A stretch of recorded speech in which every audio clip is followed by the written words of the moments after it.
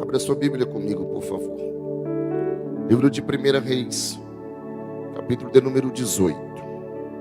O versículo é o de número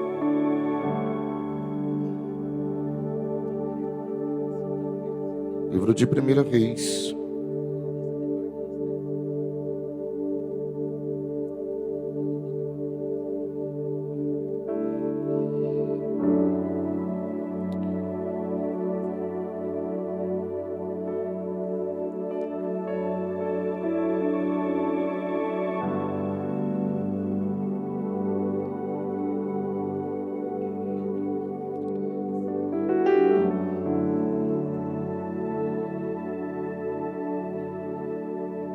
capítulo de número 18.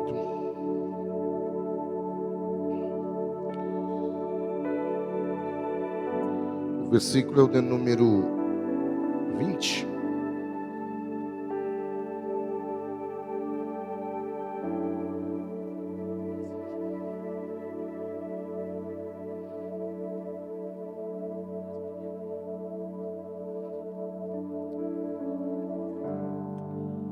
Livro de 1 Reis, capítulo de número 18, versículo de número 20. Nós estamos estudando aqui uma série sobre o profeta Elias.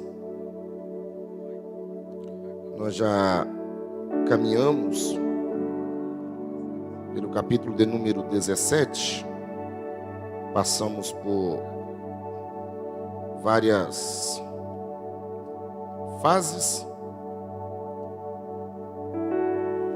e agora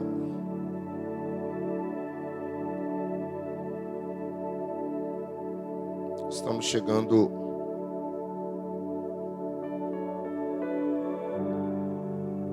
no capítulo de número 18. Versículo de número 20. Então Macabe enviou mensageiros a todos os filhos de Israel e ajuntou os profetas no Monte Carmelo. Depois Elias se aproximou de todo o povo e disse: até quando vocês ficarão pulando de um lado para o outro? Se o Senhor é Deus, sigam. Se é Baal, sigam. Porém o povo não disse uma só palavra. Então Elias disse ao povo: eu sou o único que restou dos profetas do Senhor, e os profetas de Baal são 450 homens. Traga agora 2 novilhos, cortando em pedaços, e ponha sobre a lenha. Porém não ponha fogo. Eu preparei outro novilho e o porei sobre a lenha, mas não porei fogo. Então eles invocaram o nome do seu Deus, e eu invocarei o nome do Senhor. E há de ser que o Deus que responder com fogo é que é Deus. E todo o povo respondeu: é uma boa proposta, ou uma boa palavra.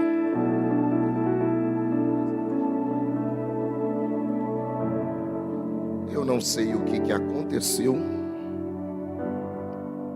e é pela primeira vez que aconteceu isso na minha vida, Mongolaci. Deus quer fazer alguma coisa. O meu esboço sumiu. É por isso que eu estou mexendo aqui, porque ele sumiu, desapareceu. Em quase 10 anos que eu prego, é a primeira vez que um esboço some assim, do nada. Do nada. Meu Deus. Pensa, Juninho. Meu Jesus amado. Pastor do céu. Pastor do céu.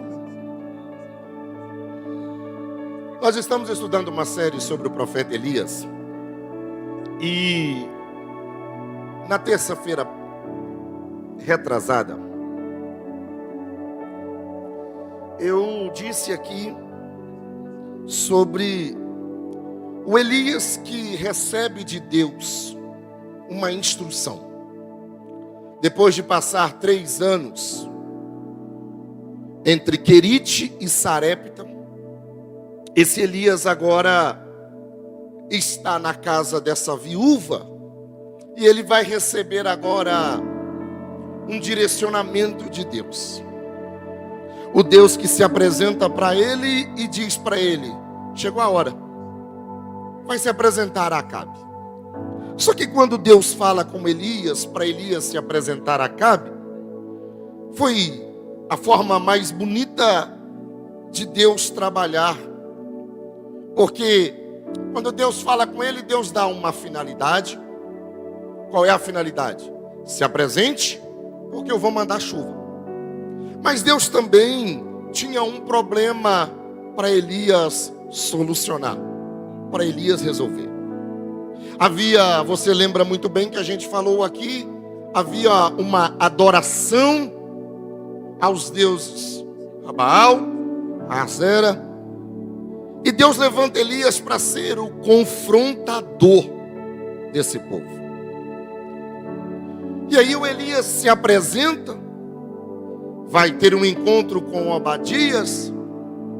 Depois desse encontro, o versículo de número 17, do capítulo 18, a Bíblia vai dizer que quando Acabe encontrou com Elias, eu só estou recapitulando, você lembra do que eu disse isso?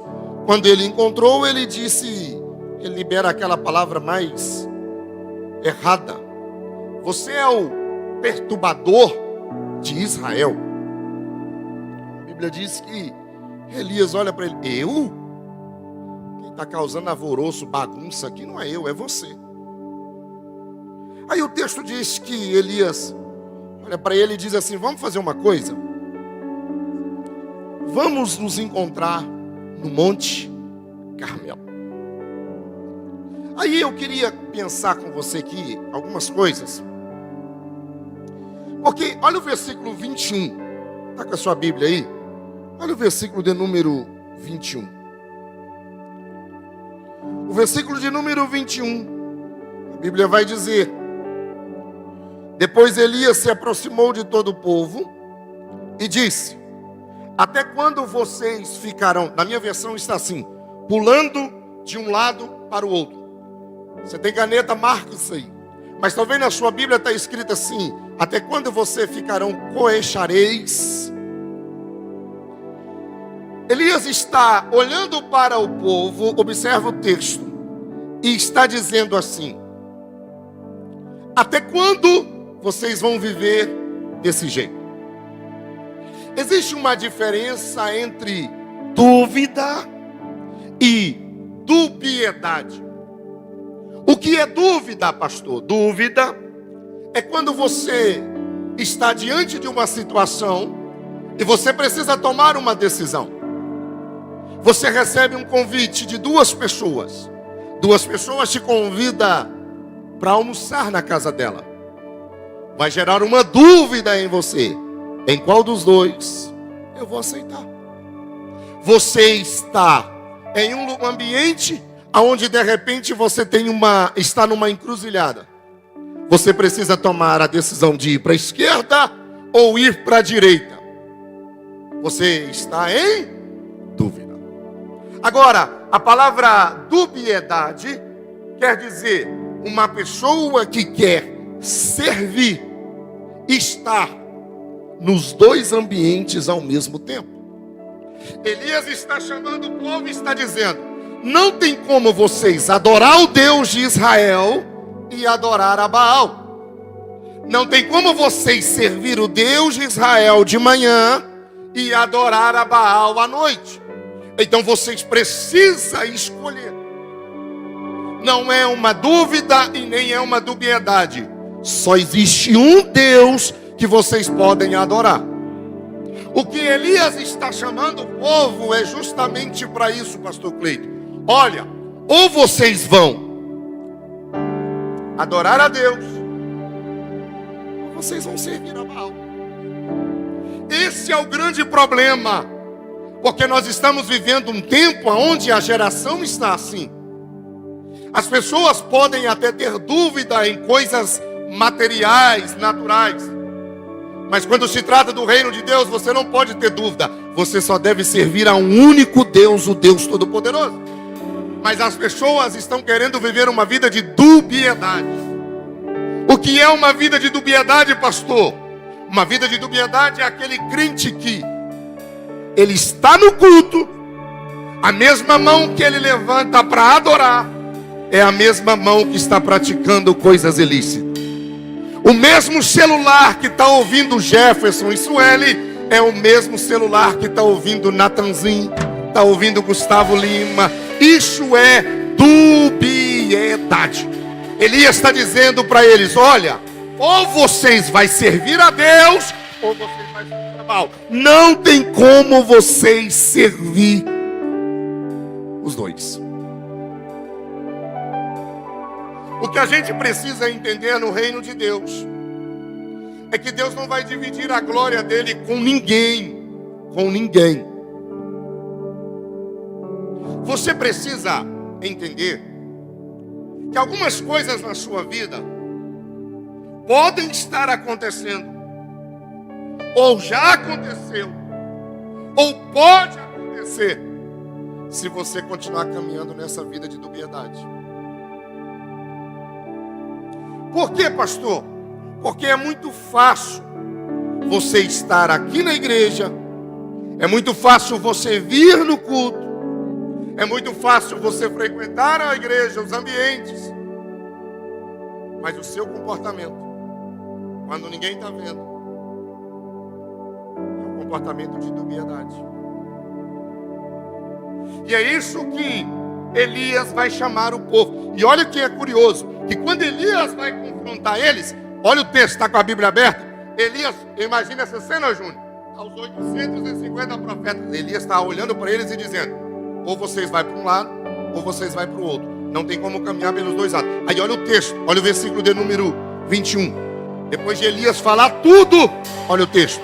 Porém, o povo não disse uma só palavra. Por quê? Porque todas as vezes que a gente é confrontado, Gineton, quando a gente tem resposta, e quando a gente não aceita, a gente... Só que esse povo aqui, eles perderam o senso. Porque você vai lembrar muito bem que Jezabel trouxe a idolatria, a cultura, as coisas pagãs. E esse povo está vivendo essa situação toda e não está querendo sair dela. Tem crente que você chega para ele e vai conversar com ele e diz para ele: meu irmão, não dá para ficar desse jeito, mas entra aqui e sai aqui, porque ele não quer mudança, ele não quer transformação, ele não quer viver coisas com Deus. Elias está dizendo para eles: olha, não dá para viver uma vida de dubiedade. Dentro da teologia nós temos uma informação que a gente chama de sincretismo religioso. O que é o sincretismo, pastor? É justamente isso aqui. Você não pode negociar a sua fé, Mateus. Você não pode negociar a sua crença em Deus. Você não pode colocar em análise a sua vida com Deus. Ou você é um crente que vai para o céu, ou você é um crente que vai para o inferno. Não existe outro caminho, Maruzia. Só existe dois. Ou é o céu ou é o inferno. Não tem como ter dúvida. Ai, pastor, eu estou com dúvida se eu vou para o céu ou se eu vou para o inferno. Não existe dúvida. Mas também não pode existir dubiedade na sua vida. Aí, uma outra coisa que eu gostei nessa história é que quando Elias vai encontrar com esses camaradas, são 450 profetas de Baal e 400 profetas de Acera. Todos eles, o texto diz, sustentados por Jezabel. Escute, eu estava pensando muito, já estou pensando há alguns dias sobre isso aqui. Esse negócio de profeta é tão assim Esses profetas aqui são mentirosos, malandro, não tem compromisso nenhum com a verdade e são alimentados por Jezabel. Agora o camarada que apresenta aqui, o nome dele é Elias. Ele não come na mesa de Jezabel. Ele não se alimenta na mesa de Jezabel. Ele não tem pacto com Jezabel. Ele come da mesa do rei. Ele se alimenta da mesa de Deus. Aí ele vai dizer para eles assim: vamos ter um encontro lá no Monte Carmelo, para a gente resolver de uma vez por toda essa situação toda que está acontecendo. E aí isso aqui me fez pensar. Por quê? Porque nós estamos vivendo um tempo de escassez de profeta. Diga comigo, escassez. Não, diga mais alto, escassez de profeta. Irmão, tem profeta do Pix, tem profeta do Facebook, tem profeta de tudo que você puder imaginar, tem. Profeta mentiroso. O problema é que assim, ó, quando o profeta fala algo que você não gosta, você duvida e ainda tem a coragem de dizer assim: esse profeta está mentindo, não é Deus não. Só que a gente precisa entender, a palavra profeta no hebraico é nabi, e nabi quer dizer porta-voz de Deus. Então profeta é um porta-voz de Deus. Profeta fala o que Deus manda. Profeta fala tudo aquilo que Deus está determinando. O problema é que a gente está em busca, e tem gente que anda quilômetros e quilômetros. Irmão, deixa eu te explicar uma coisa aqui. Presta bem atenção nisso aqui. Olha isso aqui. Não tem problema nenhum o profeta, eu vou te mostrar na Bíblia, não tem problema nenhum o profeta falar o seu CPF, falar seu RG, falar seu nome. Tem não. Até porque tem na Bíblia. Pastor, você nunca leu? Atos capítulo 9, vamos ler. Versículo de número 11. Olha o que Deus vai falar para um camarada chamado Ananias. Olha o que Deus disse para ele: levanta, vai à rua direita, entra na casa de um camarada chamado Judá, procura um homem chamado Tarso, ele está orando. Quem falou com Ananias? Deus. Deus falou o nome da rua, falou o dono da casa, falou o nome da pessoa que está lá dentro. Se nessa época que existisse CEP na rua, Deus teria falado. Só que, presta bem atenção, esse homem aqui, Ananias, ele leva uma mensagem. Agora a pessoa chega para você e diz: Rosana, assim diz Deus, seu CPF é tal, tal, tal, tal. O problema é que a gente está cheio de mentirosos, gente que está envolvida com adivinhação, gente que está envolvido com misticismo, gente que está envolvido com um monte de coisa.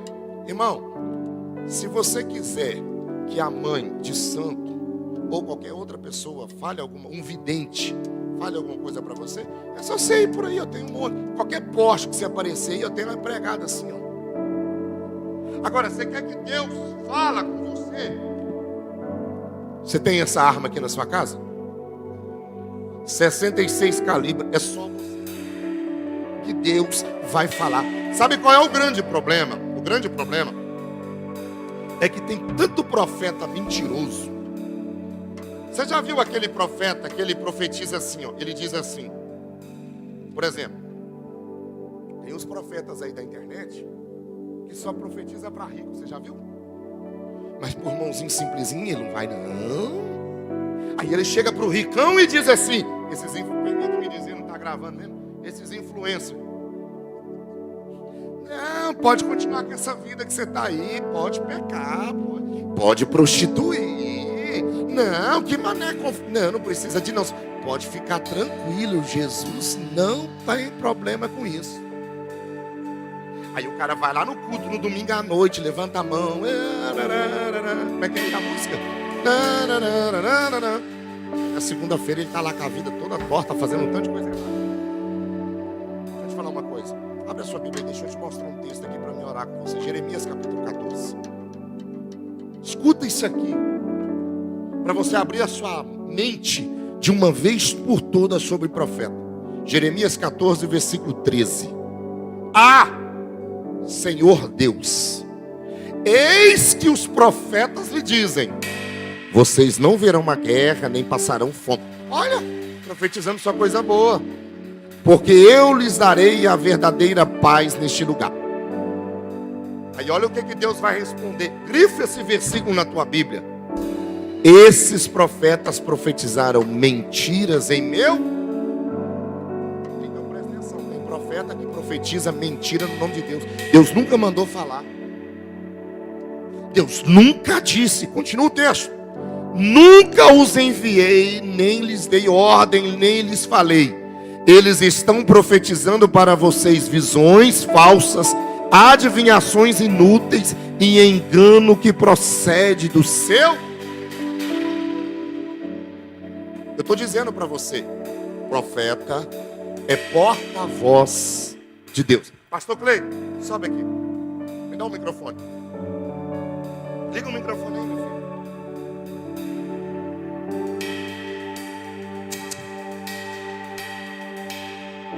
Profeta é porta-voz de Deus. Diga comigo, porta-voz de Deus. Irmão, quando Deus vai usar um profeta, o Espírito Santo não é bagunçado, não. Esse negócio de possessão é coisa do inimigo, não é de Deus, não. O profeta, Deus do céu. Não, vai ler a Bíblia, irmão. As coisas com Deus é organizada. O profeta só fala o que Deus. Assim diz o Senhor: eu abrirei portas na sua vida. Isso é o profeta. Ele fala o que Deus mandou e até onde Deus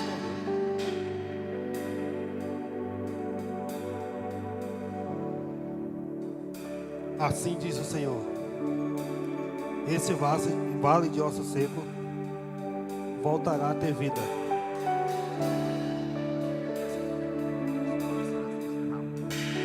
Presta atenção. Todo profeta de Deus, você já parou para ler? É Paulo quem vai dizer isso aqui. Paulo vai dizer que a profecia, ela serve para 3 coisas. Alguém sabe me dizer para quê? Exortar, consolar e edificar. É para isso. É Paulo quem está dizendo. Então a profecia é para edificação. Agora o camarada chega, você está lá na, não sei aonde aí que você foi. O camarada chega, põe a mão na tua cabeça e fala um monte de coisa. Ai, Jesus.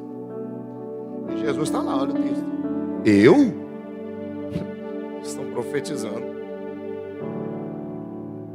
Tome cuidado. Pastor, o senhor não gosta de profeta? Gosto. E eu respeito a unção que os profetas carregam. Mas eu não permito, dentro daquilo que está sobre a minha responsabilidade, qualquer pessoa subir nesse altar. Porque Jesus disse para mim apacentar as ovelhas. Jesus não disse para mim fazer das ovelhas um laboratório. Então eu preciso ter responsabilidade. Hebreus vai dizer que Deus corrige aquele que Ele ama. Quando Deus quer falar com você, por que eu estou te dizendo isso? Porque Elias está confrontando esse povo para uma correção, para uma mudança. Então eu queria que você, nesse dia de hoje, saísse daqui com esse pensamento. E Qual é o pensamento do pastor? Guarde a sua vida. Não deixa que esses profetas de Araque, que fica por aí, ó. Irmão, você sobe no monte, tem 50 mil profetas em cima do monte. Aí o crente que gosta de profeta, ele sai assim, ó. Ei, ora por mim aqui, ora por mim. Ei, põe a mão na minha cabeça. Bem, escuta isso aqui, eu vou te falar uma informação muito séria. Eu sei que tem crente que ele precisa, que pelo menos a cada tanto tempo, Deus use um profeta para falar com ele, porque ele necessita disso. E está tudo bem, é um renovo espiritual, é uma forma. Mas tem gente, e tem gente que me ouve aqui, que talvez o último profeta que falou com ele assim, diz o Senhor, talvez tenha uns 5 anos. Mas ele está bem, porque ele lê a palavra, e Deus fala com ele na palavra, ele dobra o joelho, assentado em pé, e Deus fala com ele, está tudo bem. Elias está dizendo para esses camaradas, vocês não podem viver desse jeito sem estar mais não. E aí eu gosto disso aqui para me encerrar, porque ele disse, vamos para o Monte Carmelo, e olha o detalhe do texto, ele disse, traga 2 novilhos, escolha os 2 novilhos, corta em pedaços, coloca sobre a lenha, e eu vou falar sobre a lenha terça-feira que vem, mas não coloca fogo. Mangloraci, Deus não queima cinza, Deus só queima lenha. É por isso que ele mandou colocar lenha. Aí, põe a versão ARC para mim, por favor. Porque esse negócio de tradução de Bíblia, de versão de Bíblia, é muito bom. Só que sempre que você for estudar, é bom você pegar algumas versões mais original para você ler, porque às vezes tem uma palavra ou outra que tira, que acrescenta e que faz toda a diferença. Eu encerro só te lendo isso aqui. Versículo de número 24. Olha o texto.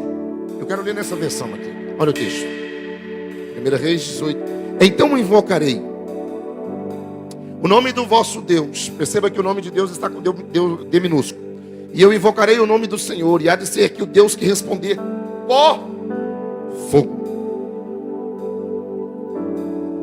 esse será Deus. E todo o povo respondeu e disse, é boa esta palavra. Preste bem atenção. Não é com fogo, mas é por fogo. O que Elias está dizendo para o povo é, mandar fogo?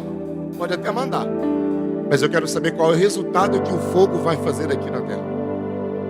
Mandar fogo? Pode até mandar, mas eu quero saber qual será o resultado que esse fogo vai produzir. E por que ele está dizendo isso, pastor? Porque uma coisa que Elias está dizendo é, nós vamos para o Monte Carmelo, e o Deus que mandar por fogo e consumir, esse é o Deus verdadeiro. Por que Elias está dizendo isso, pastor? Você sabe muito bem que o primeiro livro que foi escrito na Bíblia não é Gênesis. O primeiro livro que foi escrito na Bíblia, os alunos de teologia aí sabem de qual. É o livro? Qual é o primeiro livro que foi escrito na Bíblia? Nosso professor está ali dizendo, dando a cola para os alunos, o livro de Jó. Aí, olha isso aqui, abra a sua Bíblia comigo, e eu me encerro aqui, Jó capítulo 1, versículo de número 10. 10 não, perdão, versículo de número 16. Olha isso aqui, presta bem atenção. Elias está dizendo, vamos todo mundo para o Monte Carmelo, pega 2 novilhos, parte no meio, faz o holocausto, monta o altar, e o Deus que mandar por fogo, esse é o Deus verdadeiro. Por que Elias está sendo categórico? O Deus que mandar por fogo e consumir isso aqui é o Deus verdadeiro. Por que Elias está usando essa expressão? Jó capítulo 1, versículo de número 16. Estando este ainda falando, veio outro e disse, fogo de Deus caiu do céu e queimou as ovelhas e os moços e os consumiu, e só eu escapei para te trazer a nova. Escute isso aqui. Você conhece muito bem essa história. Tem uma reunião acontecendo entre Satanás e Deus. E essa reunião eles estão falando de quem? Falando de Jó. Satanás vai dar algumas informações dizendo sobre a importância de Jó. Deus vai dar algumas informações. Satanás olha e diz assim: mas ele só te adora porque ele tem tudo. Ele só te adora porque a vida dele é a melhor. Ele só te adora porque tudo de bom acontece. Aí Deus disse: não. Satanás olhou e disse assim: deixa eu tocar. Deus disse: toca. Só não toca nele. Ok? Beleza. Saiu da reunião Satanás. A Bíblia diz que ele começou. E Jó foi perdendo as coisas. Perde filhos, vai perdendo as coisas. Quando chega aqui no versículo 16, olha o texto. As ovelhas estão lá no pasto. Tem um pastor de ovelhas cuidando dela. O texto diz que ele escapa de lá, vem até Jó. Se você ler os versículos anteriores, você vai perceber que tem alguém contando para Jó alguns acontecimentos. Esse pastor chega até Jó, abre a boca e diz: Jó! Deus mandou fogo do céu e consumiu todas as.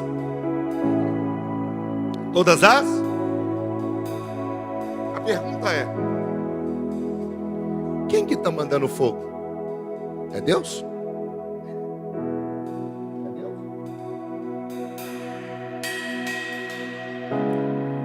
Quem está mandando fogo aqui é o diabo.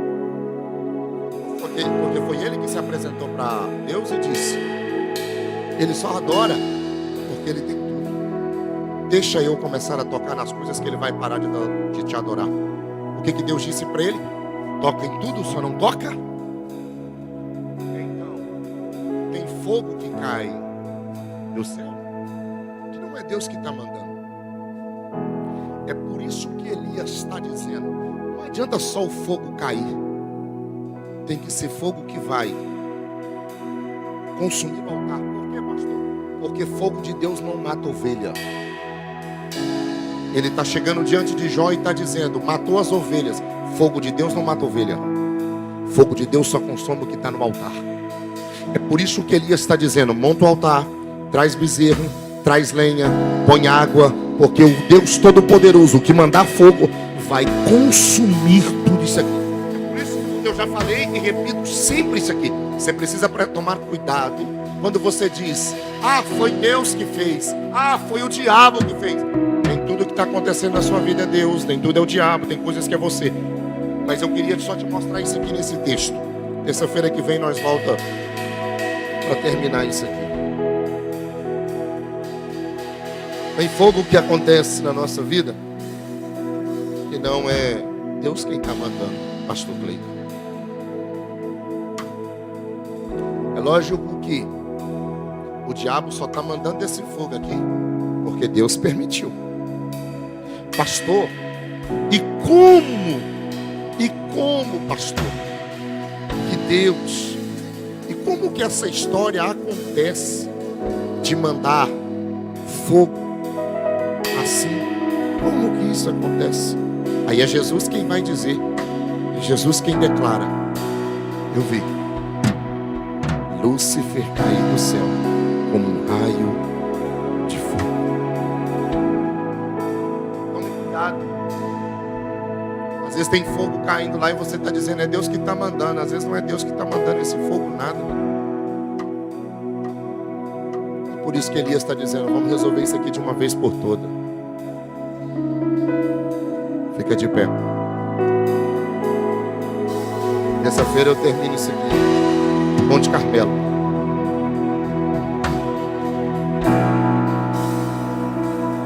Curva a sua cabeça.